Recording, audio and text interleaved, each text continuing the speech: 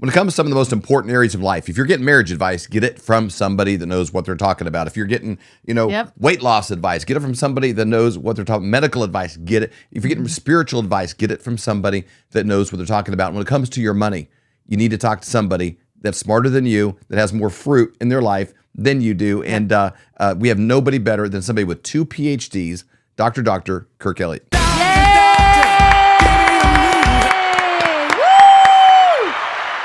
Hey, how's it going? Great. Welcome. It's going good. I want to jump right in with a question for you. I had a buddy of mine. He's a trader. He's a tech investor. He's actually a consultant. He works with large companies in Silicon Valley and all over the world. He showed me a screenshot of like a trading window from November the 2nd, 2022. It's a few days ago. I want to put this on the screen real quick. You don't need to get into all the details, but it's blood red across the screen. It basically said nearly $1 trillion was lost in the stock market on November the 2nd, 2022. Ooh. $1 trillion in one day. Now that's not what I call a red wave in a good way. That's a red wave in a bad way if you're participating in the Babylonian money system, fiat currency that's based on air and just government printing money and fake evaluations. But $1 trillion in one day, when I look at that, truly, it breaks my heart in a lot of ways because I know a lot of people's retirement is tied into that. People have worked 30, 40, 50 years that they've been saving, and it's tied into this system that is false. It's like a boat made out of paper, and it doesn't pan out well. And I want to drill it on one of them specifically here, a little company called Amazon. Check out this number. I just want to get your input on this. He sent me this. He said Amazon is down for the 7th day. It's the longest losing streak since 2019 for Amazon. But Amazon has lost $760 billion in market value, down 45% in 2022 so far. That is more than 495 of the S&P 500 companies. Wow. By itself. That is a massive number. I don't know exactly why. It's got to be fuel. It's got to be election. It's got to be people. Food inflation is just killing people, so they're not on there buying trinkets and Shark vacuum cleaners or whatever else. All this stuff, people are tightening up. What is going on, and what's your input on those two things? Well, so Amazon does a couple of things, right? But mostly it's they have the largest e-commerce store on the planet, right? There's one in China. I can't even remember, Alibaba or something, that would be bigger because they have billions of people. But Amazon's huge, right? Everybody around the world uses them. And then they also on the other tech side, storage, AWS, Amazon Web Services. I mean, they do a lot of stuff and they sell a lot of information, which is maybe not that good, but they have a lot of profit revenue streams. This one is a function of what? This one's a function of revenue. This one is in a world where there's inflationary pressures, where you've got rising taxes, where you have rising interest rates, where you've got all this stuff going on. People aren't spending enough money. They're tapped. They're completely tapped out. And so, of course, they're going to lose value, but not necessarily, of course. With fuel prices on the rise and people not really driving to malls, they can't afford to drive, the gas prices are expensive. You would think that, just sitting at home and shopping where you don't have to spend gas money might make Amazon more profitable. No, Right. Not really there either. Because how do they get you the stuff? They ship it to you. Yep, right? exactly. If you're on Amazon Prime, you get free shipping. I still don't know how they make ends meet on that because guilty. I return a lot of stuff when I get it, and it's like, Sure. the right color, it was broken, whatever, right? And Yep. and so they have to eat all of that. Well, when the cost of shipping and fuel and all those surcharges are going through the roof, Amazon Prime prices haven't really gone up all that much, really, to commensurate for that. So I would venture to guess that their margins are being squeezed.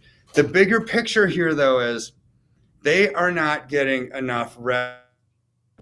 One thing that every viewer needs to understand is the stock market is a function of revenue. Okay. Pure and simple. As people spend money, stock prices go up. When people don't spend money, stock prices come down because it's a function of revenue. When you looked at that chart, that red one, I like red in politics. I don't like red when I'm looking at Right. We put it back up there again No, too. exactly. No. So those big, huge blocks. This is a pretty cool chart. It's a function of the market weight. Like Apple, that one on the top left corner is the largest market share. Microsoft is second. Right. You can see Google up there. You see Amazon. They're really big. But look at how much red is on that screen. There's very few green, which means that they've gone up. There's huge red, which means that things were coming down. See, people are being shaken. Their consumer confidence is being shaken. And this is not a good sign when you're faced with mortgage rates that are going through the roof, with inflation that's going through the roof, with the cost of borrowing that's going through the roof, with political chaos and uncertainty and turbulence and change. You don't really know what the future outlook is going to be, not only for the job, but for the country, right? So when you feel that way, why do you invest in Amazon or Apple or Microsoft? Not saying that you do, but let's say that you were an investor in these things. Why do you invest in them? Well, you think it's going to go up.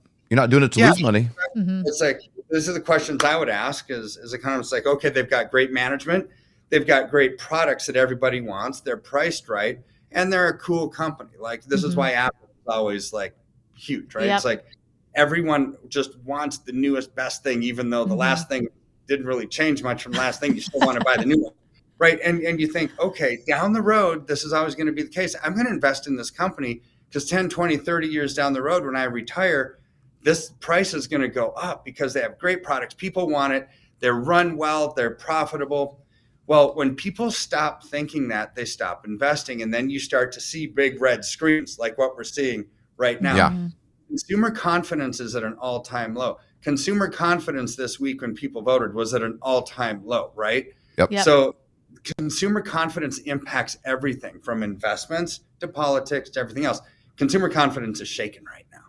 And so not all of Amazon's downturn is purely because of the revenue. It's because of confidence being shaken. And is this going to be something down the road that we actually want, right? Is it going to go up? A lot of people are just pulling out right now and just going to sit in cash, sit on the sideline and say, I don't know, I'm scared. I don't know what to do, right? I'm just not going to invest at all. I'm not going to invest at all. Well, that's not a good thing. When inflation's hovering at 24.8%, you get about 0% on your cash. That's a guarantee that you're going to lose as well. Right. So yeah, you're pulling out of the stock market, which is poised for more correction and collapse. You're sitting in cash, which gets you zero when inflation's hovering at 24.8%. That's another guarantee that you're going to lose money, right? So, but there are ways that we can navigate through that, which we'll get to. But I wanna look at that chart, David, that you had shared with me because earlier. what we're looking at right now, it's giving flashbacks. There's a little deja vu taking place to 2000, 2001. Wow. And this wasn't look at that little sharp correction. It was a drop, and then there's a correction. There's correction, and then a steady drop that did not stop for years. It took three years to finally hit a floor. In that, this wasn't over a day or a week. 3 years to find the floor. Well, you look at that, and it went from 5,000 down to 1,000 in 3 years. That's an 80% correction over 3 years. How long did it take to recover from that? I mean, you don't look on the chart now, but it took years and years and years and years and years and years, upwards of 8 or 9 years to actually get back to that point where it started the free fall, right? Yep. Who has time to ride a trend up? And this is the stupid thing that a lot of times advisors will say. It's, just buy and hold for the long term. Stock market's always up in the long run, right? So you just buy and hold. Well, are they right? Well, sure. In the long run, I mean, the stock market is still higher than it was in 2000 after this collapse, right? So yeah, it's higher. But who has 9 years to recover from loss? What about in 2009 when there was about a 40% correction? That took many, many, many years to recover from that too. It's a dumb thing to actually ride something up and then ride it back down, and then ride something up and ride it back down. There's a much better way, and that's to identify these trends, act accordingly. Buy low and sell high. All of these trends, when they peak out, they feel like they're peaking out. right? That's just your gut telling, man, things are kind of expensive right now. Right. But there's technical reasons why we can tell the trajectory of growth starts to slow down, right? So there's different things, and our goal is to be in the right place at the right time the majority of the time, because there is a time and place for everything, right? I'm not saying that stocks are inherently bad. I'm saying they're bad for right now. There's a time when you want to be in stocks. There's a time you want to be in bonds. There's a time when you want to be in gold, and a time you want to be in silver. Like if we go back to that chart that was just up there, if you were in the stock market from like 1997 to 2000, time to be in stocks. Yep. No kidding. You do not want to be in them from 2000 to 2003. There is a time and a place for everything. Yep. For everything, right? There's a time and place to be in gold and silver, right? Because people say, well, Kirk, you're always talking about silver. It's like, yeah, because we're in one of those times when you shouldn't be in stocks right now. So the only good option is silver. When would you have not wanted to be in gold? During the Reagan years, from like 1982 to 2002, literally 20 years.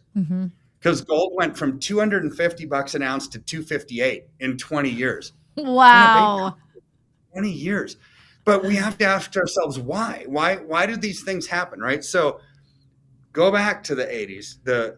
We were coming off one of the worst economies ever in the Carter years, and then interest rates were 18% and they were coming down. This built a foundation for success moving forward. You lowered interest rates, you were lowering taxes, you were creating jobs. The Cold War was over, the Berlin Wall came down. Newt Gingrich had this contract with America thing, and Democrats and Republicans were actually cutting deals and liking each other for the most part. It's like, what kind of a world is that? I mean, we haven't seen that in a long time. Well, because of that, people were living fat and happy in America, right? Politically, economically, socially, everything was clicking in the right direction. So there was no need to look towards something like gold and silver because everything else was doing well. Right. Fast forward to today, none of that's doing well. And I tell my clients this all the time. If you have an opposite policy, you're going to have an opposite outcome. Right? So during the Reagan and Trump years, you had lowering taxes, lowering interest rates, and creating jobs. Yeah, time to go in stocks. They did well. But now we've got rising taxes, rising interest rates to slow down the inflation that they're creating out of thin air by printing money like there's no tomorrow to fund every stimulus program under the sun. And they were paying people to stay home. Opposite policy, opposite outcomes. Stocks and bonds and real estate are all coming down because of those. And what we want to do is act accordingly, be in the right place at the right time. This is why, for right now, silver and gold make absolute most sense in the planet. I don't think that I would recommend the stock market again until you get a change in policy, which means a change in Congress, a change in the presidency, and you have those basically growth factors, those fundamental reasons, the legislation that causes interest rates to come down, inflationary pressures to come down, taxes to come down, and job creation. Until that point, I don't think the stock market makes really an awful lot of sense fundamentally. Well, I love this relationship with you as well, because once somebody gets in, they're working with your team, then it's time to move on to something else. We're going to move on to gold. We're going to move on to stocks. That's something that you can walk every person through. It's not like it's a one-time transaction. I love working with your team on that. My team loves working with people on that. I mean, that's what we do, right? And it's like people sometimes pigeonhole me into being, Kirk's just a gold and silver guy, right? That's all he talks about. The only reason that's all I talk about is because the only thing that makes sense right now. Yes. If stocks made sense, if equities, if the bond market, if real estate made sense, we'd be talking about that much more, right? As a diversified portfolio, as things that you should go into.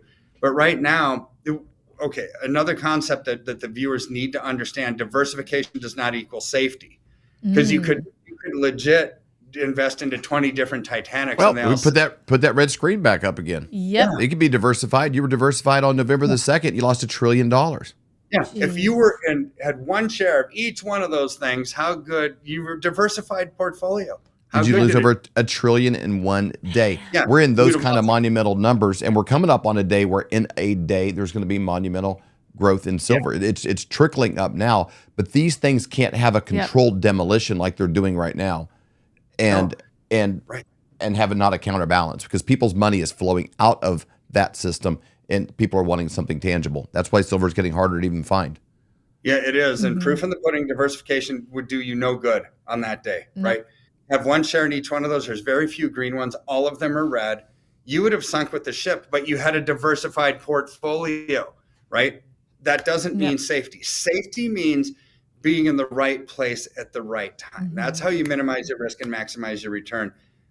I love this chart that's on the screen right now to amplify this point. Yep. Because this is, Dow Jones Industrial Average, S&P 500 have one share in each one, right? But when like 80% of them are all going down on the same day or at the same time, does you absolutely zero good. Yep. Boy, we have to be wise stewards with what we've been given. Use the brain that God gave us with wisdom and creativity and discernment and intelligence, and identify these trends and be in the right place at the right time. Then you can have a smile on your face while you're investing. I love it. So you can go to flyovergold.com. When you go there, it's a landing page. You can fill out your information, and then someone from Dr. Kirk's team will give you a call. You can also call 720-605-3900, 720-605-3900. Go to flyovergold.com. Dr. Kirk, thank you so much for your time today. We really appreciate it. Are you having a hard time sleeping at night, thinking, what are you going to do about your finances? If you went back to 1920 and you had a $20 bill and you had 1 ounce of gold, you could go into a men's clothing store and you could buy an entire suit, the jacket, shoes, pants, belt, everything. Today, what would that $20 bill buy you? You couldn't buy a handkerchief for the $20 bill, but that 1 ounce of gold would still buy you, even today, it would buy you an entire men's suit, shoes, belt, pants, jacket, everything. That's the difference. But today, that change is happening faster than ever. And we know a guy by the name of Dr.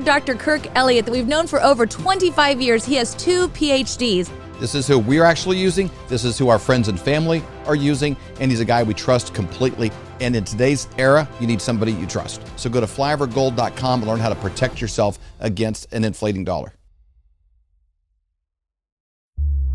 For more great content, go to flyoverconservatives.com.